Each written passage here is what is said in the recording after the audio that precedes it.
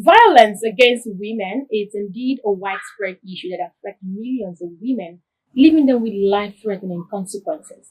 So today on this show, we will get to hear some inspiring stories of two women who endured violence in their marriages and how it impacted their health. And of course, we'll be sharing the story of survival and how they coped along the way. This, you'll be wondering, of course, is in line with the global campaign 16 Days of Activism to End Gender-Based Violence. And the same coincidentally, or rather incidentally, is Unite to End Gender-Based Violence against women and girls. Having said that, this is saying a very good evening to you and welcome to another very informative edition of Ghana Plus Radio and Afia TV. This is a show where we talk about health issues that affect women and girls in the society. We'll talk about quite a number of issues, and today we're looking at gender-based violence and how it affects women's health. And so if you're tuning in for the first time, you can go on to our YouTube channel, Afia Culture, where you can catch up on all of the other topics that we've handled. And of course, this show comes up every Wednesday at 6 p.m. There's always a repeat broadcast on Saturday at 8 p.m. And if you're meeting me for the first time, my name is Doris Mayum Shishe. And right after the break, we'll get to hear from these women. And you'll be wondering today, why are we outside? This is a roundtable thing. You'll find out really soon. Definitely Dr. Brenda is on ground, but you get to meet someone who's never been on this set today. Very special gentleman. Please stay tuned. We'll be right back.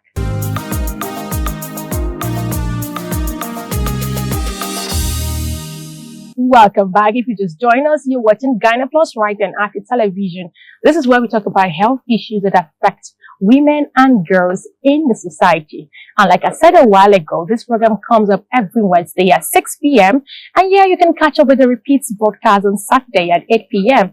And today we are talking about gender-based violence and how it affects women's health. You'll be wondering, why women? But of course, it affects men and women today because it's a program for women. Definitely, we should talk about women's health. And Dr. Brenda, I said, was here or is still here. I mean, you're meeting Dr. Brenda like 1,001 times. And Dr. Brenda is a family physician and a young doctors firm coordinator, M1. Dr. Brenda, welcome. I'm not supposed to be saying this welcome to me because I mean, it's supposed to be like, yeah, good to see you. Kind of. Thank you for having me. And of course, yeah, welcome, Doc. Also, a special gentleman, Dr. Justus Uchenna Onu. He is a psychiatrist and, of course, a lecturer at Department of Mental Health, Nnamdi Azikiwe University, Nnewi Campus. Dr. Onu, it's a pleasure having you. Thank you. What does it feel like sitting, not in between, per se, beside women? Especially blessed. Right, it's really good to have this. It's more like this is a roundtable discussion. So whenever you see a roundtable like this, it means critical issues are to be analyzed. So today, we'll begin first of all by listening to the voices of these women, two women, very bold women, because it's not easy to speak out. In this clip, they shared their experiences of how they were married and, of course, what happened and their journey so far. Let's take a listen. I faced abuse at a very early stage of my life.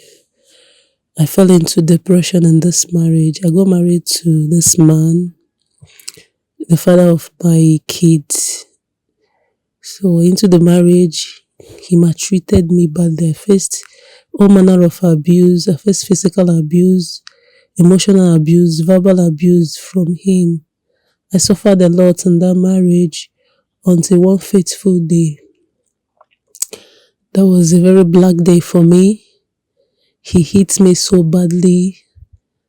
I almost lost my life in this marriage. I took a bold step. It took me time to make up my mind to leave that marriage. I walked away from that marriage just to make sure that I am alive to train my children, because dead people doesn't train children. So I know the importance of my role in the life of my children. So I took a bold step, walked away from the marriage. I came back to my parents, picked up the broken pieces of my life and moved on.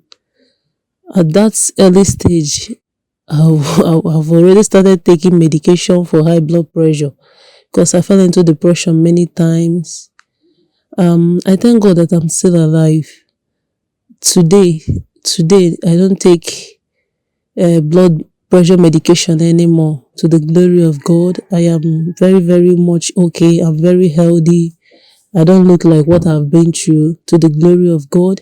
So my advice to young people out there who is facing one abuse or the other, please don't keep quiet. Speak out. Don't keep quiet. Don't let anyone intimidate you or talk you into being silent and dying in a marriage.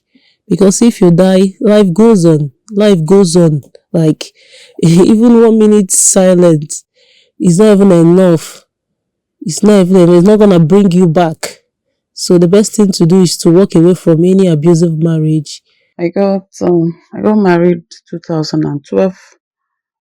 The marriage lasted for 7 years. It ended to 19.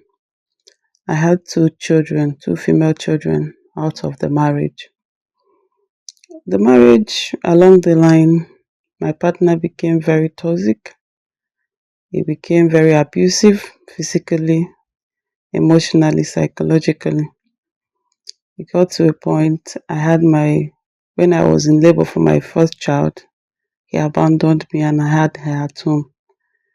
Had my second one just a year after I had my first child.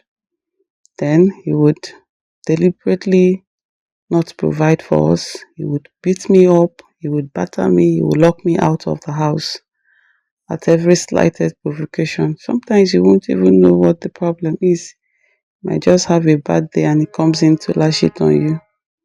So it was a terrible experience. Along the line, it became very life-threatening that I have to leave, run for my life. So even though he took my two children away from me, I left. So it has had impact on my health. It actually impacted negatively on my health, especially my mental health, because I suffered from depression. I suffered from panic attacks. I suffered from anxiety. I suffered from triggers. That feeling when, you know, you see a man beating a woman, I would cry my eyes out. I see children coming back from school or two unkept children and all, I would cry my eyes out. Then at a point I became deassociative. I was detached and distanced. Even though I would be I miss people, I feel alone. And the mother of them all was the depressive episodes. It was something, huge. It was terrible.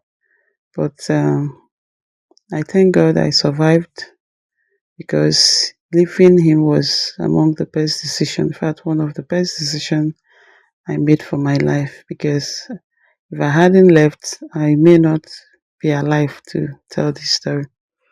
And also, it takes a lot of strength to leave a toxic marriage, to leave an abusive marriage, because of the society we are in, being judged and all that. Then, my advice to young ladies, especially those who are here to get into marriage, I will say take your time to cut your partner. Please take your time to cut him very, very well. Then look out for red flags. Do not ignore red flags. And also, when it gets very life-threatening, it becomes life-threatening, whether you're about entering or you're down in the marriage, please run. Leave for your life. Because the truth is, you can get another marriage, but you can't get back a lost life. I mean, no need to say welcome back. I mean, it's just still from where we stopped. You must have, or you may have listened to these women, and honestly speaking, they are very touching stories. These are stories that, I mean, only brave people would want to share. And I mean, as much as I want to talk much on it, it's not on me to do that today. I have Dr. Brenda here, I have Dr. Onu here, and from what you listen to, I know it feels like, why did they stay that long? That's the first question that someone want to ask. Like, what do you make out of that video, that audio in the first place? It's funny how these are two different individuals. They probably don't know themselves, but they are joined together because they've shared similar experience. And coincidentally, you can see there's a pattern. Do you understand? And from the tone of them expressing themselves, you can see that it got to a point. Even if you notice, I think the we don't call them victims. Survivors. We call them survivors. Because survivors. You see, she didn't even want to address him like her husband, or even use the word ex-husband to tell you how hurt she felt. Same with the second, survivor. So it just goes to show, like, when you ever experience gender-based violence, it's something that it breaks you. It breaks you, and you can tell from the tone of the two survivors that they share that brokenness, but they've overcome it. Do you understand? And it's a place that they probably don't want to go back to, but they know their story can make a difference and help transform somebody's life. So it's good, and we celebrate them for sharing their story, and it will help us to have, like a robust discussion on all aspects of gender-based violence. Because in case you don't know, like we're 3 here, 1 in 3 women would face gender-based violence in their lifetime. Yeah. In their lifetime. So if we're 3 here, 1 at least is that common. And despite the fact, a lot of people just feel, the normal beating is the other milder forms of, I wouldn't even put it mild, there's still other forms of gender abuse that we don't openly discuss. So I think hopefully today, after this discussion, we'll be able to throw more light. Yes, but it's slightly different from that of what Dr. Brenda said. You're a psychiatrist, and from what she said, there's an issue around in fact, both persons talked about the depressive episode that they went into, and before now, there probably were signs. Do you think there could have been ways that, before even getting to that point where they got depressed, started taking certain, like the first lady mentioned the fact that she had to go through, some drugs, high blood pressure, and all of that. Do you think they probably would have been signs that they didn't pay attention to in the first place? Yeah, that's probably correct, because the truth is that it's a spectrum, it's not just like all or nothing thing, like if it's not there or it's there, so you can see that there are obviously signs, in terms of even early in marriage, and when you start breaking, so until that point where you can no longer take it. So the truth is that these women pass through series of issues, from ranging from not sleeping to some levels of shame and all that till the point where they made that decision. So most of them talked about being depressed. So it doesn't just happen, it's just a series of things that begins with 1 or 2 things until the point you really get to that level of clinical depression where they say, oh, I have all the features. But these women at one point or the other have experienced some milder forms of these symptoms before they now had a full-fledged symptoms. We'll continue definitely, but at this point we'll take a short break, and once we come back we'll get to hear more from Dr. Brenda and of course from Dr. Onu, maybe the way forward. But just to let you know that this is going to be a 2-part series, because we can't make up everything in 30 minutes. Please stick around.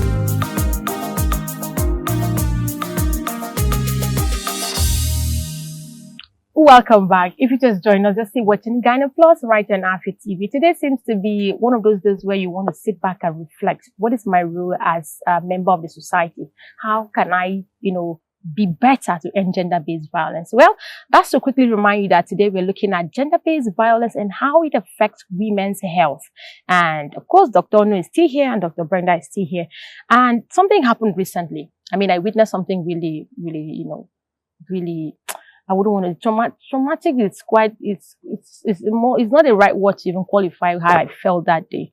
And it's a particular man who was physically assaulting his wife. And I could hear everything from where I was. And what was more traumatic was the sound of the children. A little baby crying and another baby crying for like 40 minutes straight. And no one attended to them. So if you're talking about gender-based violence, you're talking about physical attacks and battery like this, what impact does it have on the children? Is Dr. Onu just yeah, thank you very much. This is a very crucial part, so this helps us to understand that whatever we do, we are not just, especially in marriage, we are not just the only people involved. The two husband and wife are not just the only people involved, especially when there is a child or children. So these other people are active participants. A child actually can recognize the mother's voice even when in the room, and could even differentiate the mother's breast milk, even just one day at birth. So in other words, they are actively involved in this whole conflict. And the impact is enormous, On you, we should just know that once a child has stayed in the house and is abused, that child will not abuse are being prepared unless there's another relationship that changes that course. Majority of them actually end up abusing another person. So you're just raising a small tiger that will take up another person's child and do the same thing, unless something happens on the past, that makes this person have a better view about the whole circumstance. Then two, it's also good to understand that those of us in mental health, especially in child and adolescent health, we do know that most of the troubles of young children or adolescents and young children are actually a reference to what is happening within the family. So a child that was doing well in school can suddenly start having poor academic or even bedwetting, even when you have achieved. And this is a reflection of the toxic environment that is happening at home. This is on the immediate, but just know that all forms of psychological disorder can occur in adolescence because they shrink the brain is shrunken. So you may just think that this child that is now 25 years that had a heartbreak from the boyfriend and broke down with depression. You think it's about the boyfriend. Yeah. You don't know that you have actually created a smaller brain earlier in life. The person just navigated that. This one is just the final thing that broke the camel's back. So, in other words, if that event didn't happen, the one that happened earlier in life, this one may be nothing. That one prepared the fertile ground for this or that one that had happened. So it's like an additive effect. The other one had happened. The scar was left. The person navigated it and moved on in life. Then a second one may be very trivial, added to that scar, and then it starts bleeding. This is really the issue for us. So majority of people we see, young people, children that come up with mental health issues, if you take back the history, you find out that there is one form of either witnessed or directly involved in. So it is a very crucial thing to talk about. So people who are doing it do not think that your time is spent. Anger. You just feel like I need to teach this person a lesson. You just, when you want to do it, think about the other people watching.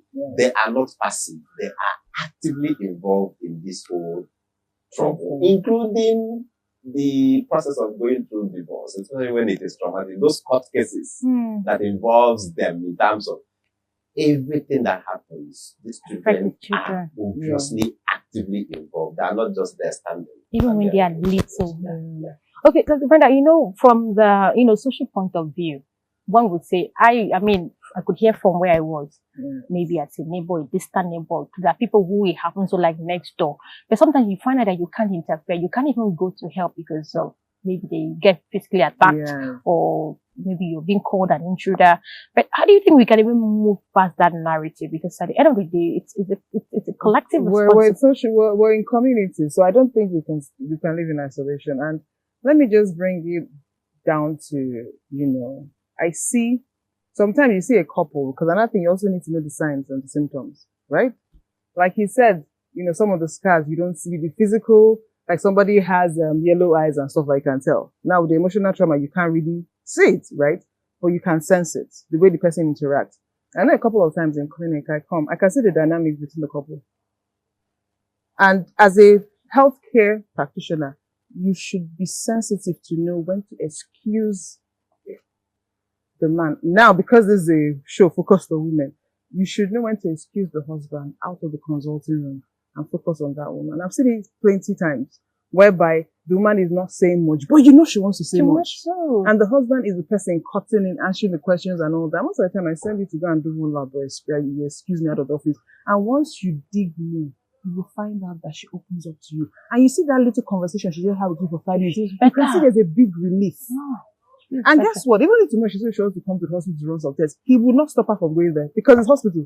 So guess what? He will still bring her back, and then she can even come for even if it's short 5 minutes course of therapy to regain some form of self-worth or self-esteem. And it's so funny how I remember this had happened to a couple, and later I didn't forgotten about the case, and the person met me someone was like, don't you remember me? I was like, really? So it was like, this was what happened, that you excused my husband and you spoke to me, and actually I feel better. And I was like, oh really? To tell you that I couldn't remember, for me, I just looked at her and observed. And now let's be practical. You see how now a lot of people are leaving this country. Now, this setting I was telling you was in a private setting. You have 30 minutes, 1 hour to, interact. Now, imagine if the outpatient department, you had a lot of patients there. You don't have that luxury to... So you rush up and then you have to the problem rush is up. not solved. So you can see sometimes, even if you want to help somebody, but you're a little bit, because the more you stay with that person, somebody is knocking at your door. Ma, we're waiting. Nurse will come. Oh, there are a queue of people waiting. More files. So, more files. So you don't even have time to really. And another thing that is painful is that when she's trying to make you see me, and she feels not seen, guess what? You've just made her go back inside again. Let's say she's about to tell you something, and there's a knock on the door. Oh, doctor, there's a queue of people waiting. And then you not tell her, go and run this test, and then that's it. And she's not going to come back again. And trust me, she won't open up on that issue. So also in terms of when we see something, you say, if you see something, say something. Yeah. But we also have to be practical that when you get yourself involved, I would say be prepared when you get yourself involved. I remember one time I was in the village, and I thought I saw some group of boys surrounding a girl. And so I told the driver to slow down a bit. I wanted to see what was happening too. Because at that point in time, I wanted to come out and be like, stop, what are you doing? Right. But then also, I should have also been security cautious to be like, this is a group of boys. It was just me. You and the driver. What were you about to do? But then again, it was just an instinct that kicked in. But then, and I said, I slowed down. I told him to slow down and observe. After a while, I noticed she was laughing with them. So I now noticed it wasn't. So I now told him, okay, continue driving.